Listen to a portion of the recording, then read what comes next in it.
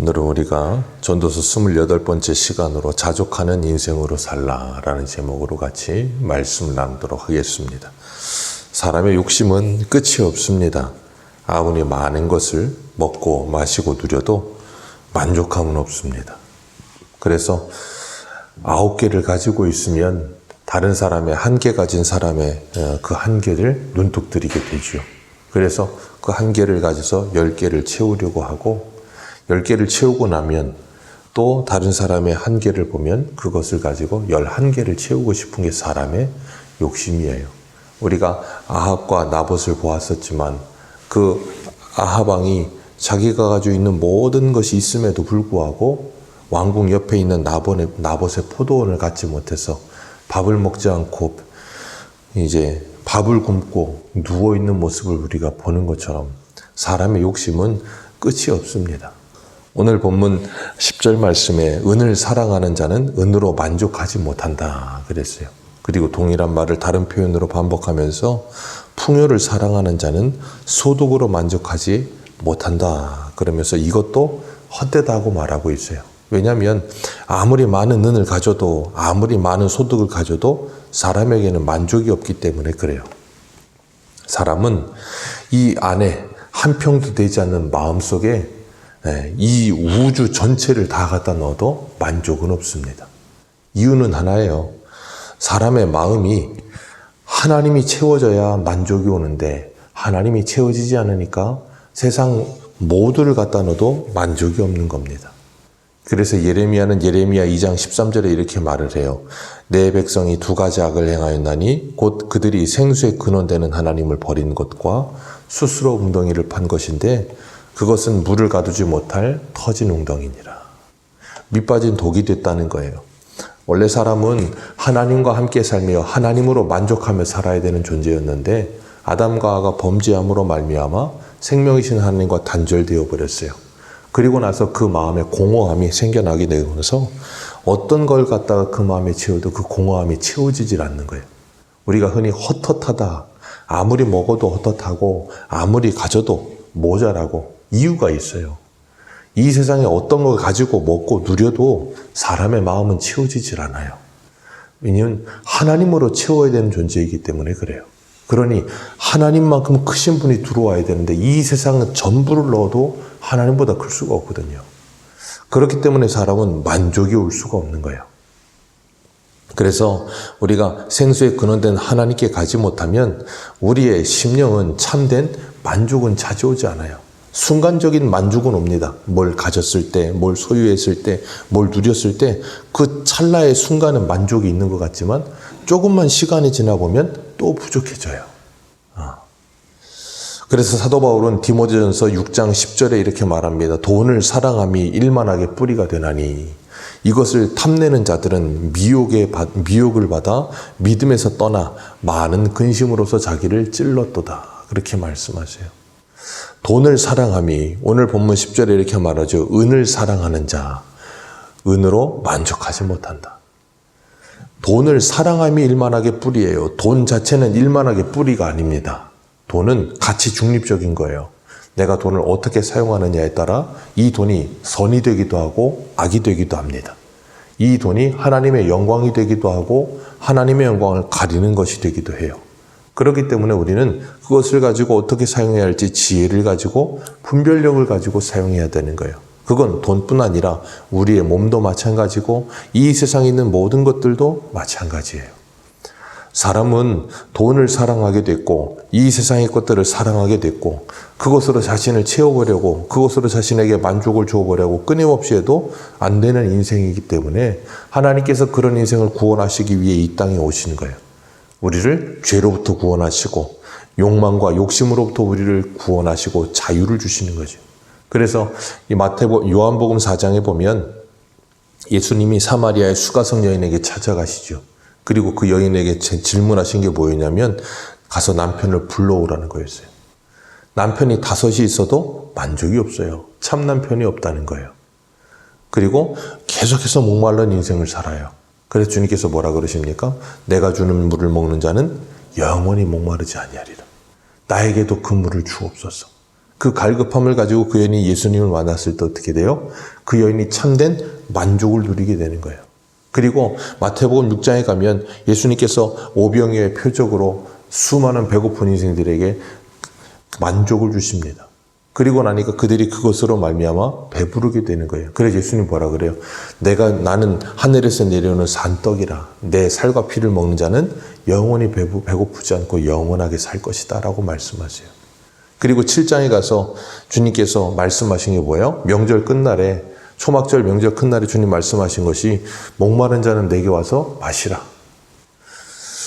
나를 믿는 자는 성경이 이름과 같이 그 배에서 생수의 강이 흘러나니라. 그 생수는 주님께서 약속하신 성령을 가리켜 말씀하신 거라 그러셨어요.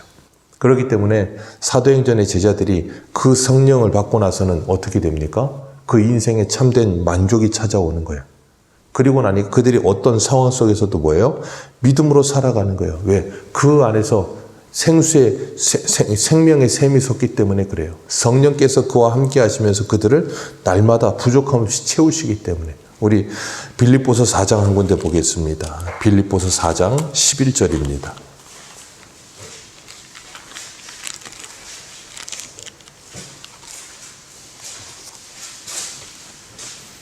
빌립보서 4장 11절.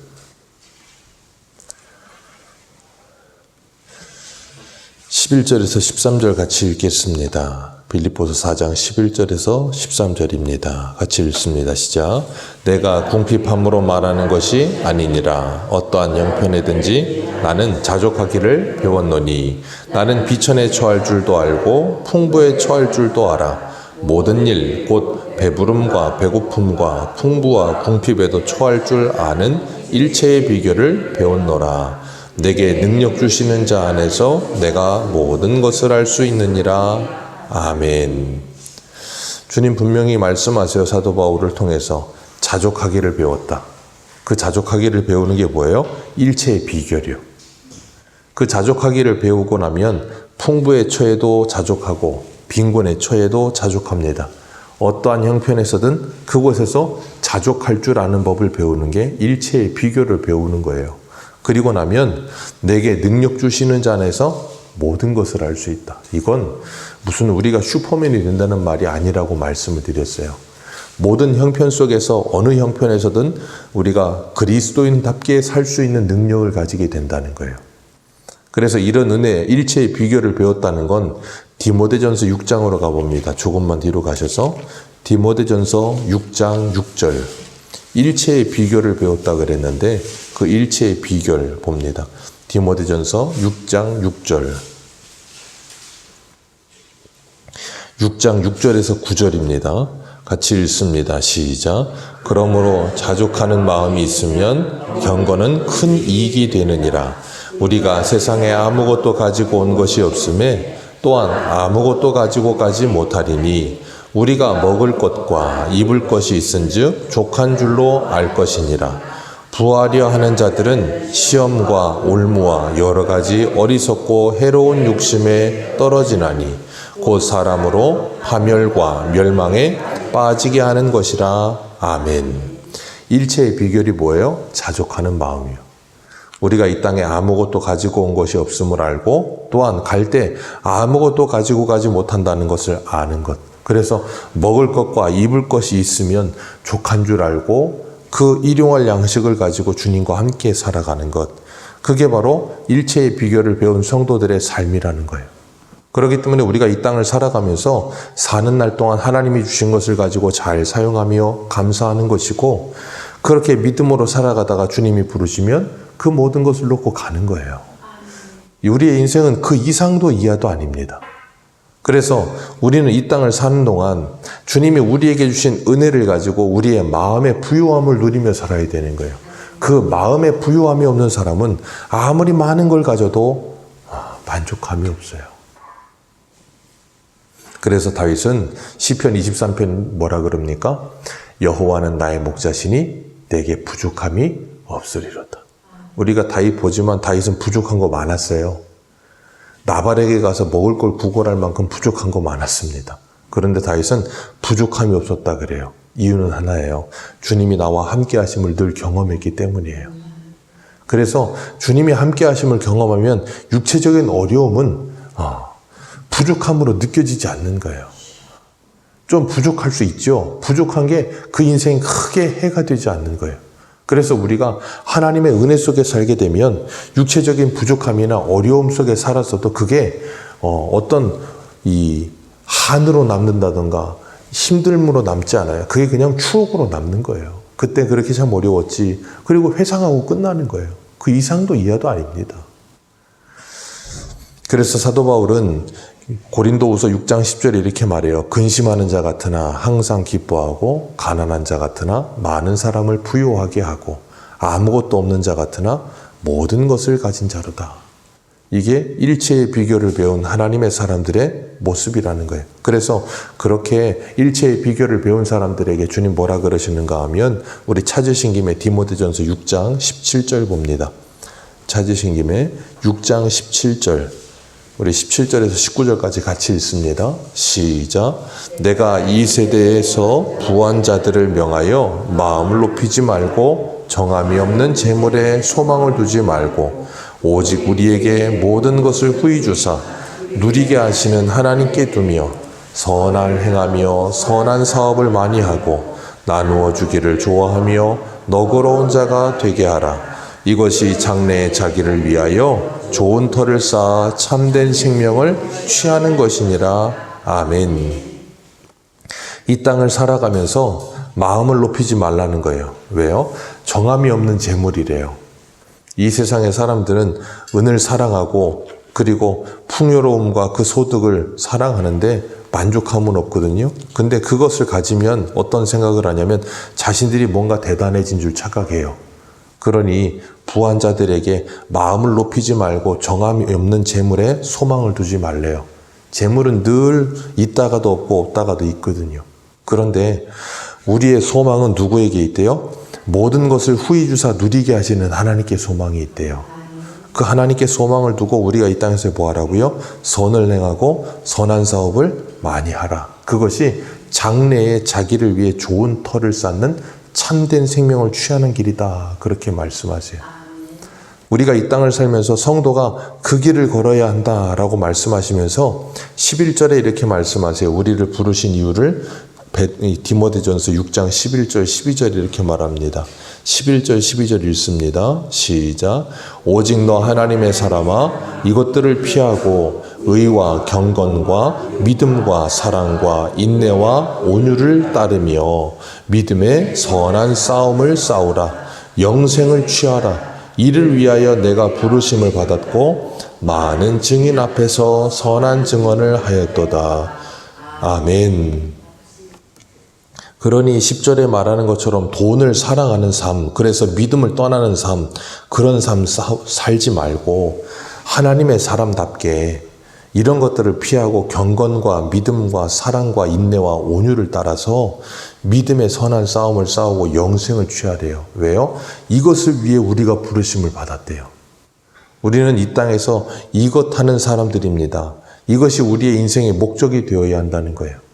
그렇기 때문에 우리가 하나님의 사람으로 이 땅을 살아가면서 어떤 삶을 살아야 되는가를 사도 바울이 디모데전서 6장에서 풍성하게 이야기해 주고 있고 오늘 본문 11절은 이렇게 말해요. 재산이 많아지면 먹는 자들이 많아지나니 그 소유주들은 눈으로 보는 것 외에 무엇이 유익하랴. 참 기가 막힌 표현입니다. 재물이 많으면 먹는 자들이 많아진다는 거예요. 당연한 말이죠. 우리가 기업들 보면 알잖아요. 기업들은 계열사가 얼마나 많습니까? 그래서 기업 하나가 대기업이 되면 수십만 명이 그 기업의 그늘 밑에 살아요. 그러면서 수십만 명이 거기서 일을 하고 그 가족들까지 하면 어마어마한 숫자가 그 기업 속에 살지요. 그럼 그 기업의 오너들은 재산이 많아지면 그 사람에게 엄청나게 유익할 것 같지만 그 사람들을 먹여 살리는 일을 하는 거예요. 그 수많은 사람들을 함께 먹여 살리면서 살면서 그 수많은 기업의 건물들, 수많은 기업의 땅들, 수많은 기업의 무슨 집들 다 있어봐야 아무 소용없어요. 그냥 그거 이렇게 지켜보는 게 끝이에요. 그 사람이 그 기업에 건물 가서 여기 끝에서 저 끝까지 굴러다니면서 이건 내 거야 그러고서 거기서 잠을 자겠습니까? 기업 건물 가서 하나같이 다 들어가서 모든 기업에 들어가서 거기서 하루씩 잠을 자겠습니까? 기업의 총수가 자기가 어디에 무슨 기업 건물이 있고 무슨 땅에 어디가 있는지 알겠습니까? 다 몰라요. 그런데도 그냥 그거 이렇게 보는 걸로 끝이에요. 그 이상도 이하도 아닙니다. 그냥 내 거라는 뭐라 그럴까요? 소유에 대한 만족? 아니면 지켜보는 걸로 우리 11절에 말하는 것처럼 눈으로 보는 것에 그 유익 말고 없어요. 아무 유익이 없어요. 생각해 보십시오. 뭐 아무리 많은 돈을 번다고 해서 그 사람이 그 돈 가치만큼 뭐 다 배에다 넣고 살겠습니까? 아무리 돈이 많아도 3끼 먹지 10끼 못 먹습니다. 못 먹어요. 뭐 커피 먹어봐야 우리는 믹스 커피 먹지만 그런 사람들은 50만 원짜리 아메리카노 먹겠죠. 뭐 강남에 가면 뭐 몇십만 원짜리 아메리카노가 있다던데 몇십만 원짜리 아메리카노나 100원짜리 믹스 커피나 마시면 똑같아요. 배에 들어가면. 그런데 사람들은 그렇게 살려고 그래요. 그래봐야 눈으로 보는 거 외에 족함은 없어요. 그러면서 12절에 이렇게 말을 해요. 12절 같이 읽습니다. 시작. 노동자는 먹는 것이 많든지 적든지 잠을 달게 자거니와 부자는 그 부유함 때문에 자지 못하느니라. 아멘. 예. 노동자는 먹든지 적게 먹든 많이 먹든 잘 잡니다. 노동자는 열심히 일하거든요. 그런데 부자는 그 부유함 때문에 잠을 못 자요. 노동자만큼 열심히 일하지도 않고 몸을 움직이지도 않으니 피곤하지도 않을 것이고 그러다 보니 잠이 잘 안 오고 그럼 뭐가 많아져요? 생각이 많아집니다. 그럼 뭘 생각하겠습니까? 자기가 지금 손에 놓고 있는 그 부함을 유지하려고 그리고 어떻게 하면 더 부해질 수 있을까를 유지하려고 그런 거 생각하느라고 잠을 설치는 거예요. 여러분 기업의 오너들이 행복할 것 같으십니까? 불행해요. 정말 불행합니다. 왜냐하면 기업은 1등만 아는 세상이에요. 2등은 잘 모릅니다. 그래서 기업의 총수들은 언제 어디서든 그 1등을 하기 위해서 달려가고요. 1등이 된 총수는 1등 놓치지 않으려고 전전긍긍합니다. 그러면서 어떻게든 이 자리에서 떨어지지 않아 보려고 몸부림을 치며 살아요. 그러니 매일같이 치열하게 삽니다. 그러니 매일같이 전쟁터 같은 거예요. 얼마나 불쌍합니까? 그 안에 참된 안식이나 쉼은 없어요. 끊임없이 계속 경쟁하고 다른 사람하고 나를 비교하고 그러면서 불행 속에서 사는 거예요. 그렇기 때문에 하나님께서 시편 127편 2절에 말씀하시는 것처럼 여호와께서 그 사랑하는 자에게 잠을 주시는도다. 참 복인 거예요. 하나님이 우리에게 은혜를 주셔서 잘 먹고 잘 자고 잘 누리면서 이 땅에서 주님과 함께 동행하는 삶을 사는 것 그것보다 더 아름답고 위대한 일은 없어요. 이 땅에서 많은 업적을 쌓아보십시오. 많은 일을 해보십시오. 무엇이 남습니까? 아무것도 남지 않습니다. 우리가 주님과 함께하며 믿음으로 살았던 것 외에 남는 건 없어요. 우리가 오늘도 주님 안에서 주님이 우리에게 주는 참된 자유와 그리고 이 땅의 것에 소망을 두지 않고 하나님께 소망을 두면서 참된 안식을 누리는 복된 삶을 살아가시기를 주님의 이름으로 축복합니다. 기도하겠습니다.